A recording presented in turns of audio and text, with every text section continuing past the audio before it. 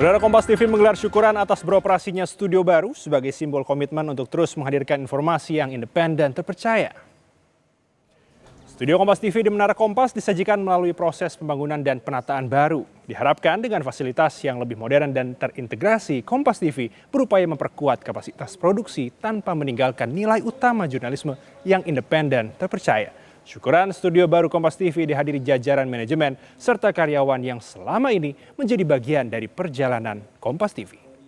Kendala, kerusakan alat, dan segala hal-hal. Siaran pertama kali di Studio Orange 1 Juni 2015 dan sekarang 26 Juni 2026.